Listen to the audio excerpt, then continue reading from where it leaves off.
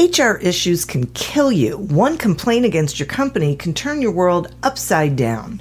And you spend way too much time dealing with HR when you should be spending your time on making a profit. You should talk to Bambi. With Bambi, get access to your own dedicated US-based HR manager starting at just $99 per month. They get to know you and your business while providing HR expertise and the personal touch you need and want. They're available by phone, email, and real-time chat, so onboarding and terminations run smoothly. Team members reach peak performance, and your business stays compliant with changing HR regulations. And with Bambi's HR Autopilot, you'll automate important HR practices like setting policies, training, and feedback. HR managers can easily cost $80,000 a year, but Bambi starts at $99 per month. Schedule your free conversation today to see how much Bambi can take off your plate. Go to Bambi.com right now and type in Accelerate under podcast when you sign up. It'll really help the show. Spelled BAM, BEE.com. Bambi.com. Type in Accelerate. Me, but also you. The Pharaoh fast forwards his favorite foreign film, Powder Donut. Okay, what's my line? The only line I see here on the script is get options based on your budget with the Name Your Price tool from Progressive. Oh man, that's a tongue twister, huh? I'm sorry, I'm gonna need a few more minutes. Bulbous Walrus, the Bulbous Walrus. The Name Your Price tool, only from Progressive. The owl ran afoul of the comatose coxswain. Progressive Casualty Insurance Company and affiliates. Price and coverage match limited by state law.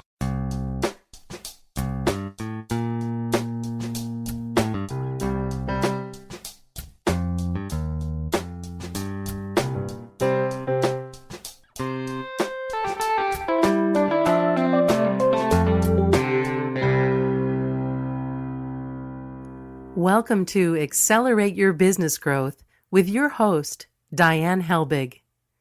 Diane is a leading small business development and leadership coach, author, and speaker who is passionate about sharing valuable ideas, tips, and techniques with business professionals worldwide. Diane brings you the world's experts and gurus in all things business. Whether it's sales, structure, social media, planning, or plateauing, guests bring their expertise and energy to each episode. When growing your business is your focus, Accelerate Your Business Growth is the show to listen to. Got a topic or guest suggestion? Let Diane know. The goal is to make sure you have the information you need to move your business forward. Thanks for joining us. Settle in and enjoy. Hi, everybody. Thank you so much for joining me. Today's podcast is sponsored by Audible.com. Audible.com is a leading provider of spoken audio entertainment and information. Listen to audiobooks whenever and wherever you want. Get a free book when you sign up for a 30-day free trial at audibletrial.com/businessgrowth. Accelerate Your Business Growth podcast continues to gain recognition as a great resource for small business owners, sales professionals, business leaders, the world over. And this is really because of the guests who I've had the honor of speaking with over the years. These are folks who have expertise in particular areas of business, and they join me to have a conversation where they share that expertise with all of you. That way you can get the answers you need, get the information you're looking for, so you can take it back into your business and be more successful and happier. Today is no exception. Today my guest is Oscar Trimboli. Oscar is on a quest to create 100 million deep listeners in the world. He's an author, host of the Apple Award-winning podcast Deep Listening, and a sought-after keynote speaker. Oscar is passionate about using the gift of listening to bring positive change in homes, workplaces, and the world.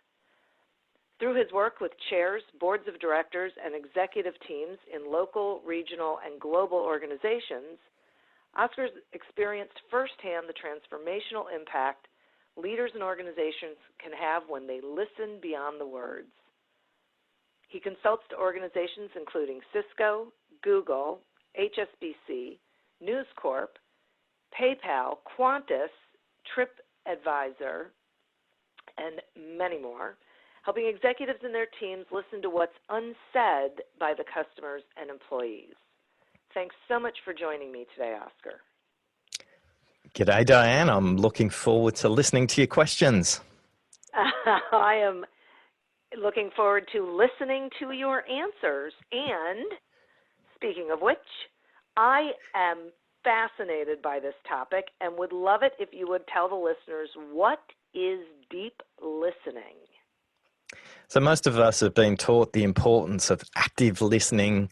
Look at the speaker, notice what they're saying, nod, say things like, tell me more, and what else could that be about?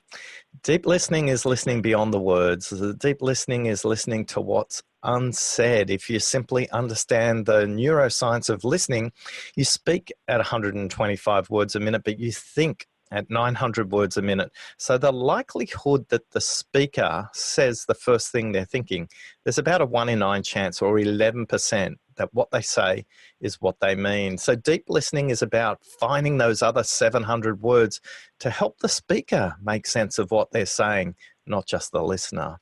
So deep listening is all about helping the speaker make sense of what they mean.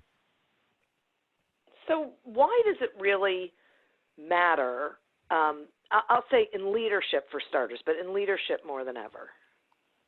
In leaderships, in business, in politics, in communities, the cost of not listening is vast. The cost of not listening is conflict, confusion, maybe even chaos. In the workplace, if you think about great employees that have left, more than likely you haven't been listening to them. If you think about great customers you would have liked to have had but never got the chance to form a relationship with, they often say that you didn't listen to them well. Customers who've been long-term customers who've left often will say, you forgot to listen to me. And listening is about taking action. A lot of people hear, but the difference between hearing and listening is the action you take as a result of what you see. So there are many surveys that say that employees don't leave organizations. They actually leave their manager, their supervisor. And the number one reason why they leave their supervisor is they don't listen.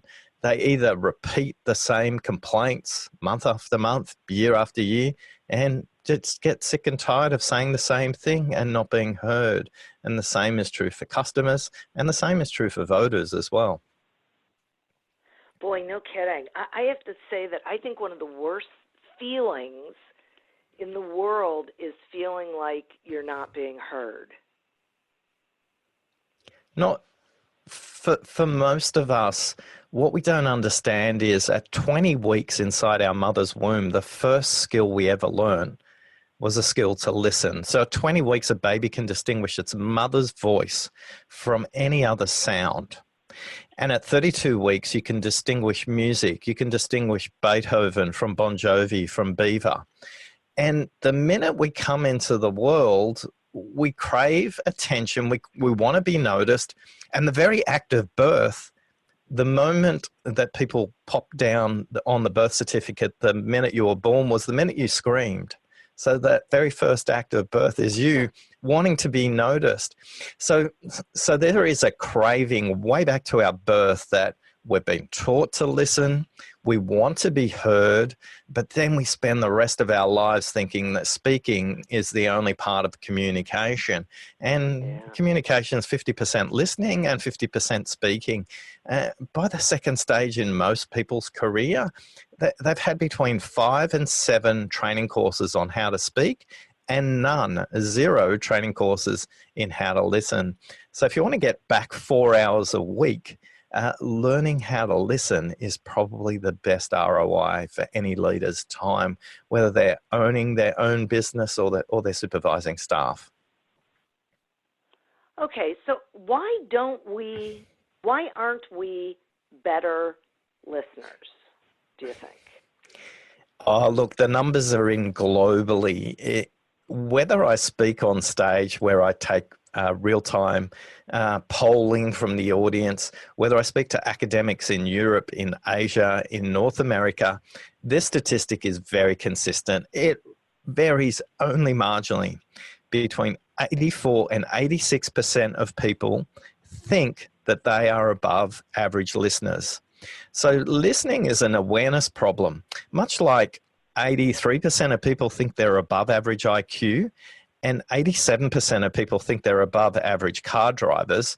When it comes to listening, we don't know what good is. Maybe it was different where you went to school, Diane, but I didn't have a listening teacher when I went to school. I had a maths teacher. Did you have a listening teacher at school? No. So none of us know what divide, subtract, multiply. What's the basics of listening? None of us have ever been taught. And yet with no teaching whatsoever, we know exactly when somebody's not listening to us. There's four villains when it comes to listening, and one of those listening villains is the interrupting listener. The minute you draw breath, that's their commercial break to tell you the answer to your problem. There's the shrewd listener, who's exactly the opposite. They sit there quietly nodding and saying to themselves, wow, that's a pretty basic problem. I can solve that one pretty easy. I'm thinking about 3 other problems they haven't got to because I'm so smart. I wish they'd hurry up and get there. Now, disproportionately represented in teaching professions, sales professions, disproportionately represented in the medical profession, the legal profession, the accounting profession, any profession that asks somebody to say, hey, what brings you here today? So there's 2 other villains, and you might relate to any of these, Diane.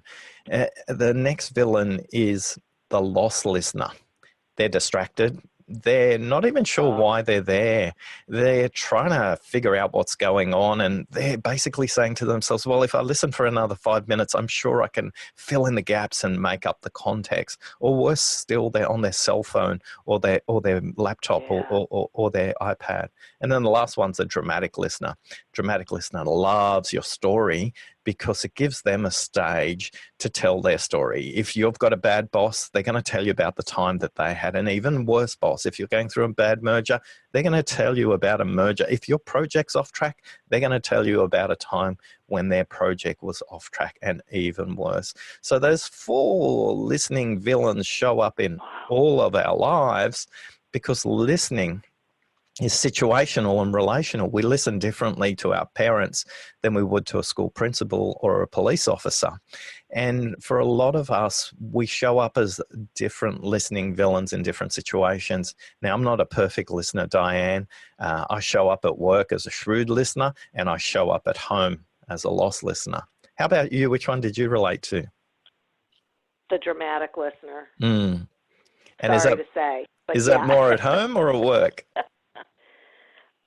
I think it's more, what's interesting about it, so I think it's more when I'm out, in a social setting. And lately, I have noticed, this is sort of weird. I've had like this awareness that I am thinking I could tell a story, and then I just don't.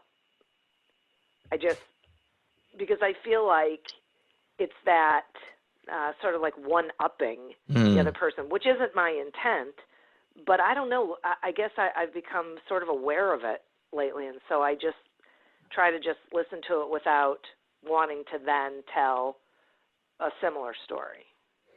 Yeah, and for those of you listening right now, think of the worst listener you know out of those 4 villains: the dramatic listener, the interrupting listener, the lost listener, and the shrewd listener. Whichever one you relate to the most, the one that frustrates you the most, is probably your primary listening villain.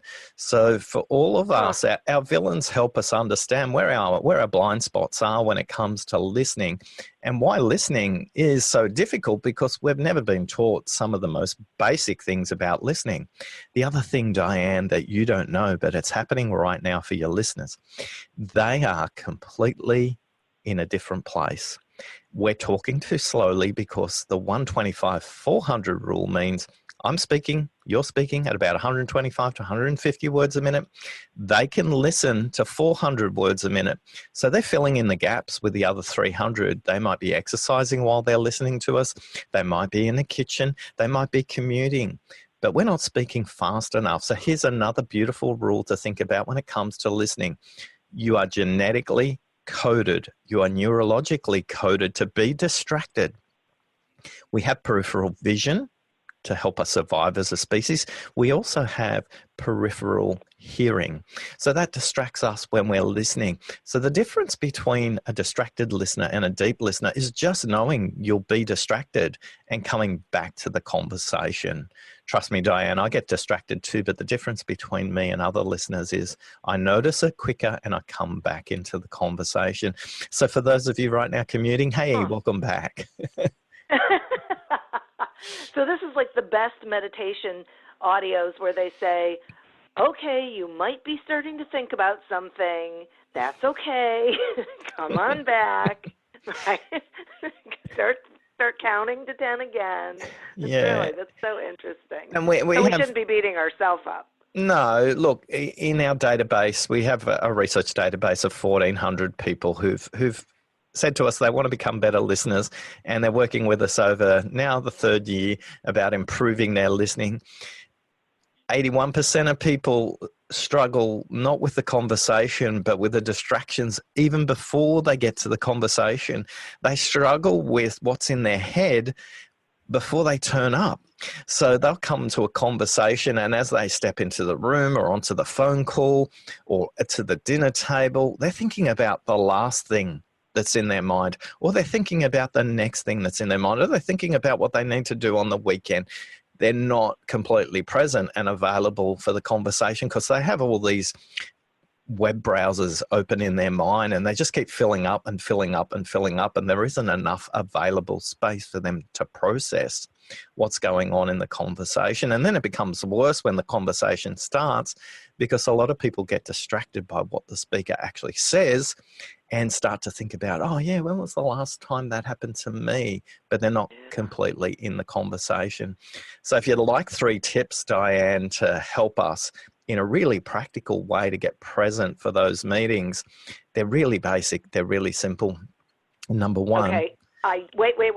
I do, but I want to take a quick sponsor break before we get into them, so then I don't have to interrupt later. Speaking of interrupting. Okay. Accelerate Your Business Growth podcast is happy to be sponsored by Audible.com. Audible.com is a leading provider of spoken digital audio entertainment and information. They have over 150,000 titles to choose from, and you can listen to them on any device, including whatever you're hearing us on right now. And if you sign up at our link, which is audibletrial.com/businessgrowth, you get 1 free audiobook and a 1-month trial of the service. Some examples of books you can listen to on Audible.com are Management Mess to Leadership Success by Scott Miller and The Ultimate Sale by Justin Goodbread. So visit audibletrial.com/businessgrowth, explore the books that are of interest to you, and receive 1 free audiobook when you sign up for the trial. Today we're speaking with Oscar Trimboli about the power of deep listening. Okay, Oscar, before I took that sponsor break, you were about to tell us 3 tricks or tips. So go for it. Yeah, and before I do, I'd love to give a shout out, no affiliation here whatsoever, to James Clear's Atomic Habits, which is available on Audible. It's a brilliant book to help you progress on very simple habits and move the worst habits you've got forward. And it's a book I recommend to all the people in my deep listening community because, as the title implies, Atomic, James breaks down habit formation and change to its most simple atomic elements.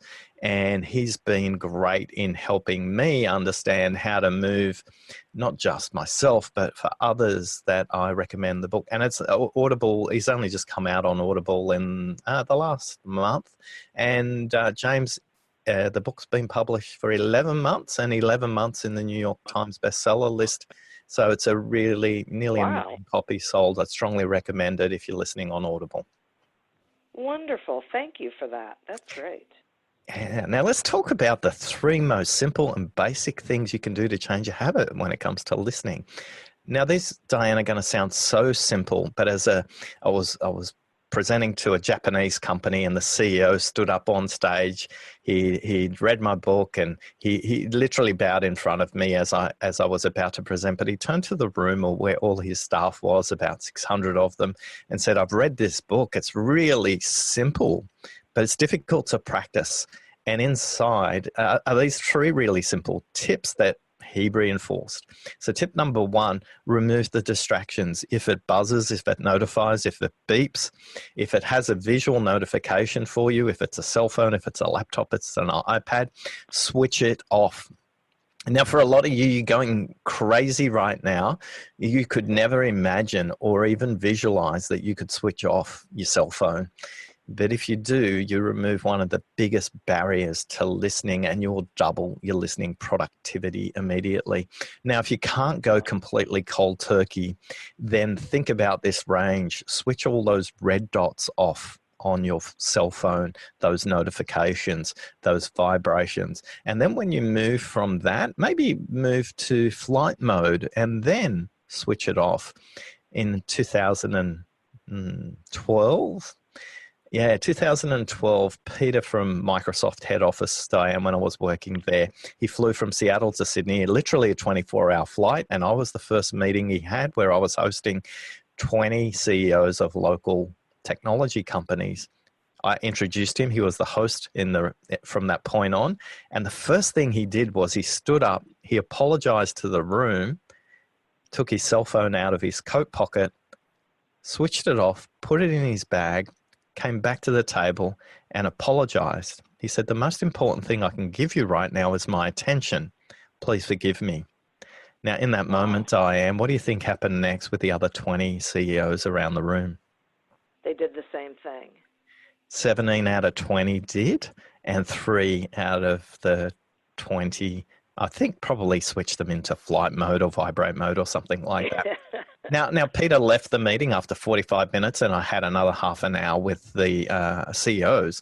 And what they said to me was they meet many technology executives from many companies around the world, but this was the first meeting that a leader actually listened to them, and they had the opportunity to listen to each other. Now, that group still meets. Now, they don't all 20 meet all at the same time, but twice a year they get together, excuse me, and they call themselves the Peter Cell Phone Club. And they get together, and a lot of them have moved jobs, but they still comment about that meeting and the way a leader, a business owner, can role model listening simply by the act of switching the cell phone, the laptop off, and giving rather than paying someone their complete attention. So tip number one, switch off those devices. Tip number two, drink a glass of water in every meeting, and make sure there's a glass of water for whoever you're speaking with as well. So hydrated brain is a listening brain. The brain is only 5% of body mass, yet it consumes 26% of the blood sugar, and the fastest way to get blood sugar to the brain is making sure it's hydrated. Now, if you love Starbucks, I'm not here to tell you to stop drinking coffee. I'm here, well, maybe I am, but if you drink Starbucks then or any kind of coffee, just drink an extra glass of water for every cup of coffee you have as well. But tip number two, drink water. Tip number three, take 3 deep breaths before you go into a meeting. And I'm not saying get into a yoga pose, and it doesn't have to be noticeable. The way I bring this practice to life, Diane, is when I go and visit a client and I cross the lobby in the building, the first thing I do, I switch off my cell phone, I put it in my bag. The next thing I do is when I get into the elevator, I put my back up against the back of the elevator, and depending on how many flights I've got to go up, I'll simply take 3 deep breaths. If there's nobody in the lift, then I'll probably close my eyes and take 3 deep breaths. Unfortunately, 2 weeks ago, I was in an elevator going to 46 stories, and at 38, my ear popped. So I had to get out, and when I got out of the lift, turn right and go to the restroom, did my 3 deep breaths there. And then when I went to reception, they always offer me refreshments, and I always ask for a jug of water and glasses for me and my guest. And that's how simple it is.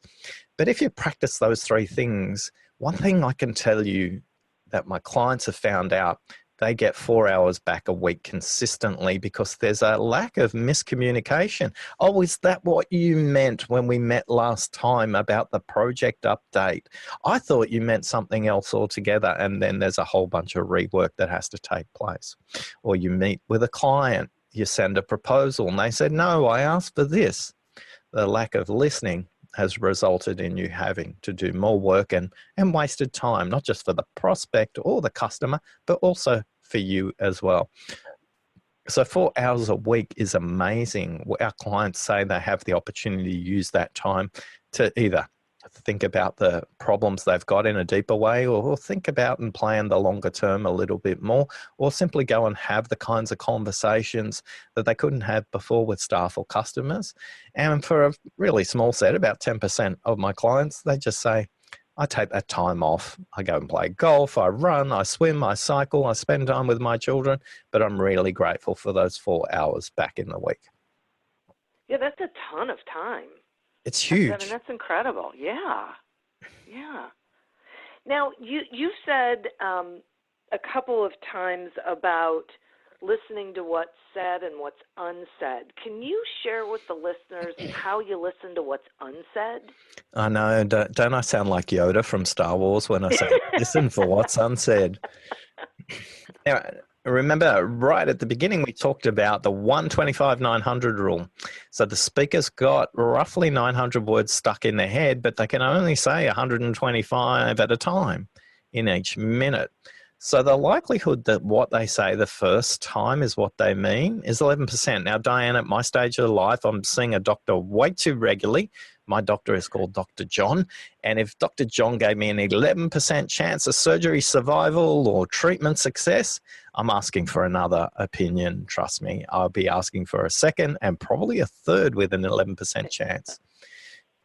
Now, for most of us, we don't realize when we're in a conversation, we're just listening to the first thing they say. Now, the likelihood that it's well rehearsed, well thought through is very unlikely.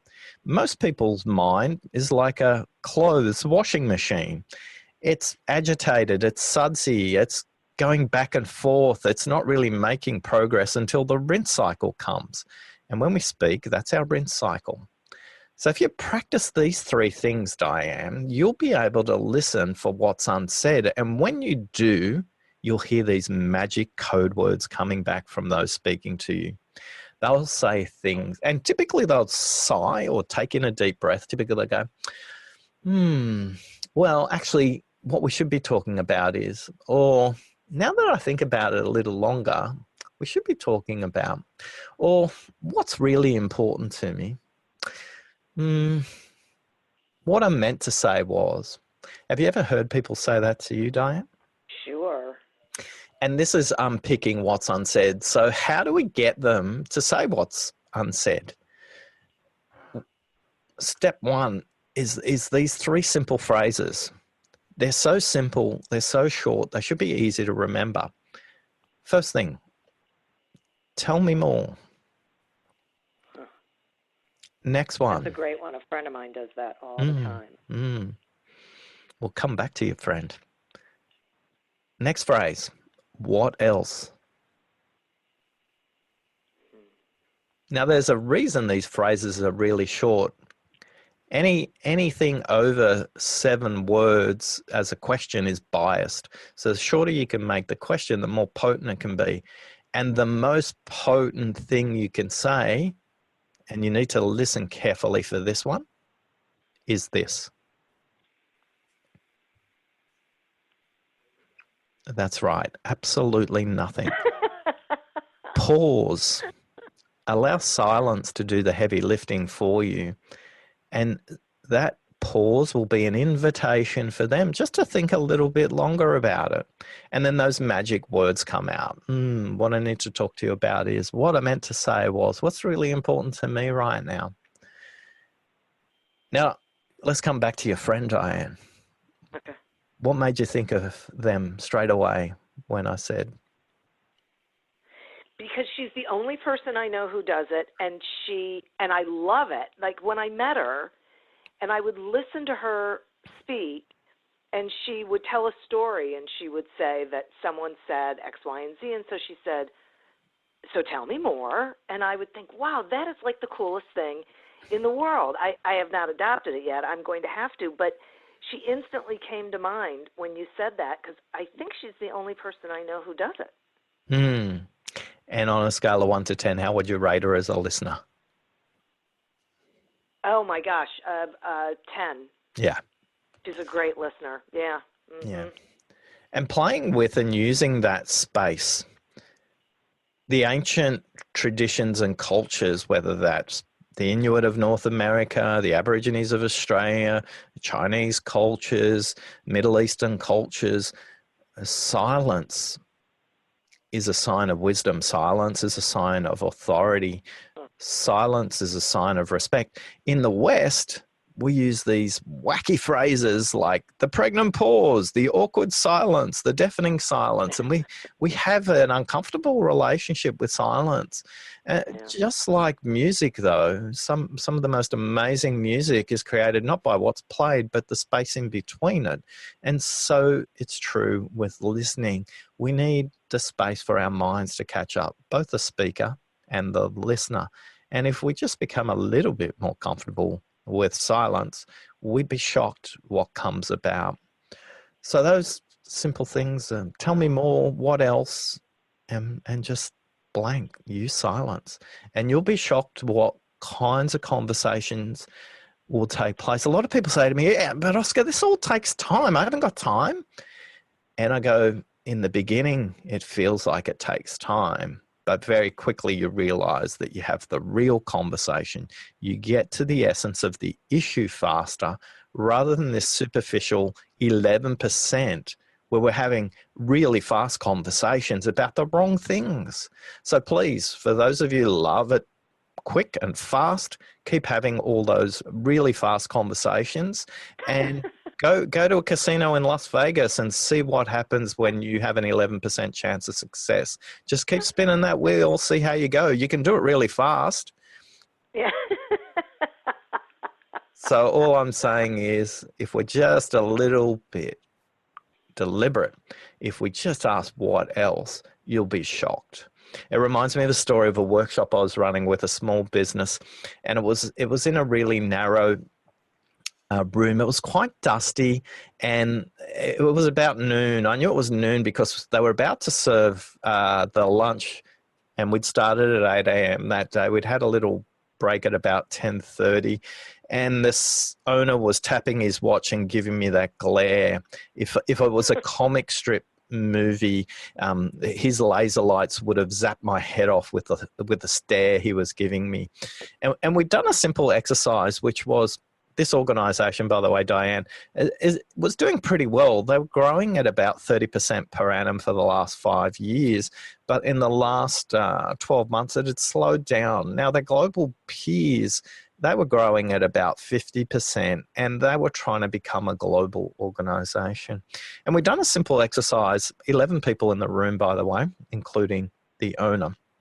And we'd done this exercise, which was if this organization was an animal, what sort of animal would it be? And there was a lot of groupthink going on, and it was an eagle, an osprey, a vulture, some kind of bird of prey that moved really fast. And the answers were really, really consistent. And we got through everybody except Elaine. Elaine was kind of card-carrying member of the introvert community, and she was very thoughtful, very deliberate. So the CEO kind of tapped his watch again, and it's like, we don't need to listen to Elaine. We need to move on and have lunch. And I just paused, used a bit of silence, reached my left hand out, and kind of invited her into the conversation. And she said, I thought we were a snake. Wow. And the tension in the room changed dramatically. The CEO definitely is trying to blow my head off now with those laser beam lights. And I'm thinking, there's no way I'm going to get paid for this because he's not happy and he's hungry. It's a bad combination. And rather than leaving it, I simply say, tell me more. And she said, for the last 5 years, we've adapted to our clients all the time. I thought we were like a snake. I thought we shed our skin every season to reinvigorate ourselves and the customer as well. Like a snake, we sensed ahead of what we were doing, and the tension evaporated immediately into a room. Now play play the clock forward. Oh, well, we won't. What was going through your mind when you were thinking of a snake, Diane? Well, something that was unpleasant and sneaky. And probably for everybody else in the room, they were thinking exactly the same. Now, the bit you don't know is Elaine is from an Asian culture where snakes mean something completely different to the West. And yet we don't take the time. We have all these listening filters that we apply and aren't even conscious of it.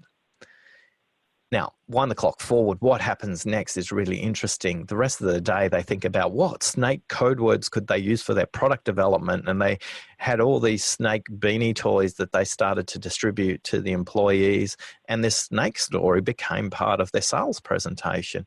Now, they got back to growth, the kind of growth they wanted. Now, I'm not saying that moment alone, but it was the moment during the lunch break where the CEO came up to me and he said, could we go downstairs and have a chat? And I'm thinking, I'm definitely not getting paid now. And he goes, can you teach me how to do that? And I said, oh, do what? And he said, well, you listened to the kind of people that I don't listen to. And Wow. I would have missed out on a massive opportunity. What prompted you to do that? And I said, too often we think that the people who speak the most have the best ideas. Yet Elaine, the card-carrying member of the introvert community, what they do really skillfully, and if you engage them in the conversation, they're great distillers, they are great summarizers, and they're very good at bringing the external to the internal. They bring the customer or the competitor into the conversation. And again, remember that 125-900 rule. If an extrovert's talking, the likelihood the first thing they say is meaningful is 11%. Now, what the introvert in that room may do is summarize all those 11% together and then bring a really good distillation there. So for a lot of us, we invite many people to the meeting, but if they don't speak, what's the point of inviting them? And what I taught that leader to do deliberately was taking the time to hearing from all voices in the room and not even waiting for Elaine to speak at the end, but inviting her earlier into the conversation. Now, because she found her voice in that conversation, she was given more interesting projects with bigger scope and bigger impact. And she got a promotion very quickly within 90 days after that. So I invite you as owners of businesses to think about who aren't you listening to? It could be a customer. It could be one of your employees. It could be one of your suppliers. But if you listen to what they're not saying, imagine what it could do in terms of transformation for you as well. That's fabulous. Wow, I really appreciate that story. That is so great. I mean, what a great example of the impact of deep listening. It really is wonderful. Thank you for that. And I think everybody listening can put themselves in that situation in some fashion, right? In some role, that they have played one of the parts in that. Now, I'm curious, what does it mean to say that everybody sees in color, but they listen in black and white? Most of us really think about listening as hearing. And if you really had the most basic training, you might watch body language. So it's two-dimensional. That's black and white. But if you want to start listening in Technicolor, to start to hear the Eileens of the world, to listen to this broad spectrum of colors when it comes to listening, you need to be aware of the 5 levels of listening, not just listening to content, which is level 2. For a lot of us, when we listen to content, we hear, we see, but this innateness in all of us is also to listen for state, to feel what the other person's going through. For a lot of us, we don't even notice the other person's breathing pattern. We watch their body language. Maybe their arms are folded. Maybe they're leaning back in the chair. But for a lot of us, we can simply do this. I was working with an organization going through a merger. It was about 2 years ago. And I was working with a leader, and they were talking through the dramas of this merger, and they were the organization being acquired, but this person, Peter, was put in charge of the merger integration. So he felt a little bit mixed loyalties would be the easiest way to say it. And he was just moaning. He was carrying on for about 25 minutes about how hard this was, and it wasn't fair. And then I just noticed at one point when he was talking about a particular topic with regard to a specific team, he took in a really deep breath and his shoulders went back, and I didn't comment on it.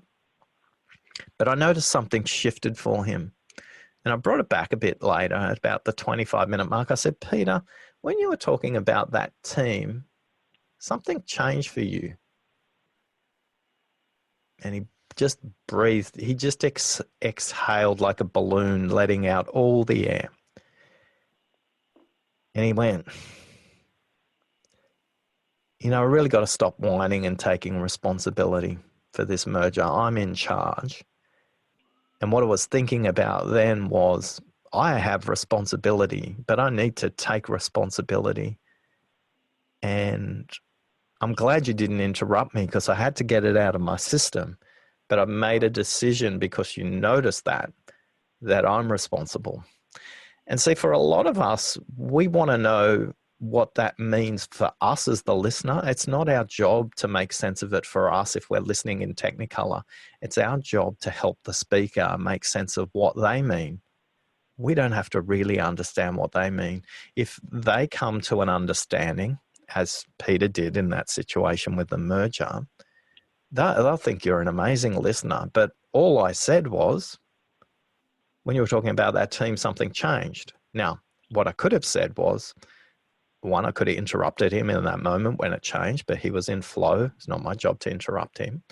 The other thing I could have done was say, hey, when you talked about that team, seems like you changed your mind about something. Now, they may or may not, but again, as a listener, your job isn't to put your filters into the conversations, to help them. And from that point on, the conversation completely changed. It moved from a moaning, carrying on conversation to a conversation about action and responsibility. Now, I always ask this question at the end of the conversation, what's different in your thinking as we leave this room? And Peter said, I need to see what's happening with people's breathing, don't I?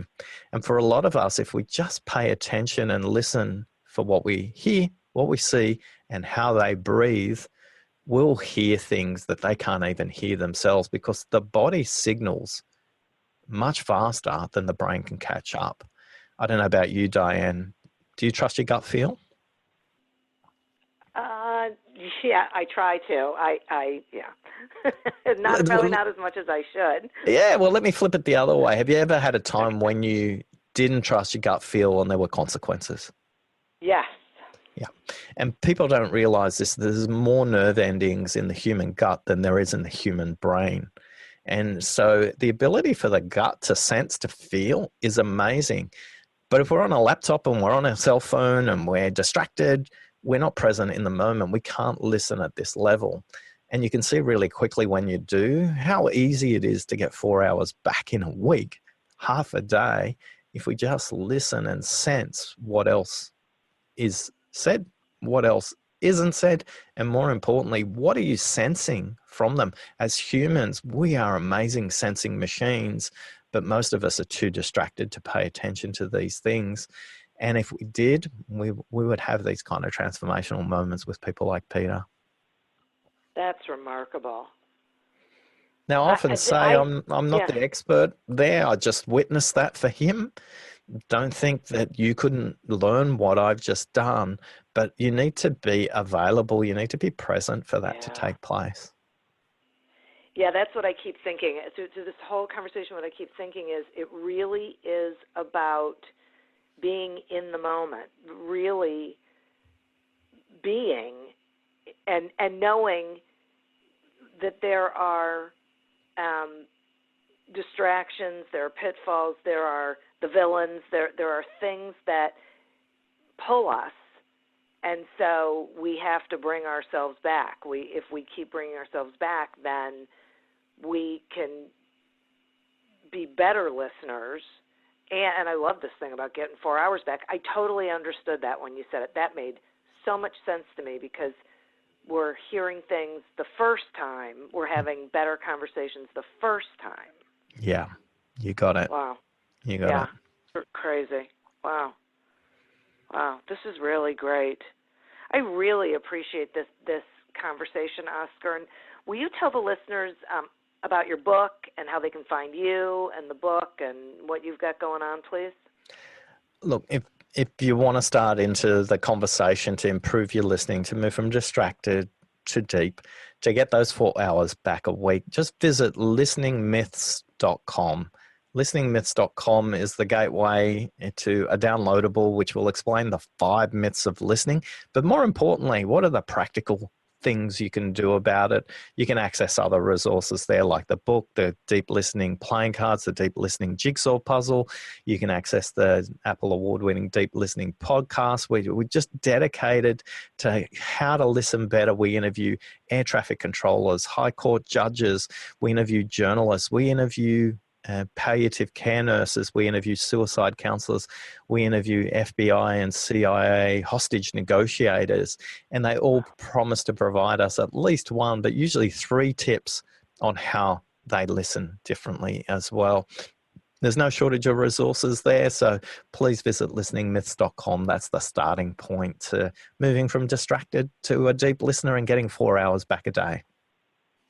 That's wonderful. Thank you so much. And listeners, boy, thank you. I love that you tune in and download and pay attention to all of this incredible content. This was another tremendous episode for you. Please please visit listeningmyths.com and continue the exploration. I'd also like to thank our sponsor, audible.com. To get your free trial of audible.com as well as a free audiobook, you might just want to get Atomic Habits while you're there. Just go to audibletrial.com/businessgrowth to sign up. As always, continue to prosper and be curious. And until we meet again on another episode of Accelerate Your Business Growth, goodbye and good day. I don't know what I was thinking when we named our dog Kitty. And this sweetie's become a true family member. So when we vacation, she comes too. That's why we love Red Roof. Not only are they pet friendly, you also get a great price on clean, comfortable rooms so you wake up rested and ready to hit the road again. And this summer, when we rest and repeat at Red Roof, staying 2 separate times can earn us a free night. Isn't that right, Kitty? Book at redroof.com. Me, but also you. The Pharaoh fast forwards his favorite foreign film, Powder Donut. Okay, what's my line? The only line I see here on the script is get options based on your budget with the name your price tool from Progressive. Oh man, that's a tongue twister, huh? I'm sorry, I'm gonna need a few more minutes. Bulbous Walrus, the Bulbous Walrus. The Name Your Price tool, only from Progressive. The owl ran afoul of the comatose coxswain. Progressive Casualty Insurance Company and affiliates. Price and coverage match limited by state law. Hey podcast listeners, my name is Paul O'Connor and I'm the host of the Rust Belt Rundown, a show that highlights valuable insights from manufacturing executives and business leaders in Northeast Ohio and beyond. We convene these leaders for candid discussions about business, regional happenings, industry trends, entrepreneurship, and more. With a wide range of guests and topics, there is something for everyone. Listen to Rust Belt Rundown for free on Spotify, Apple, or your favorite podcast app.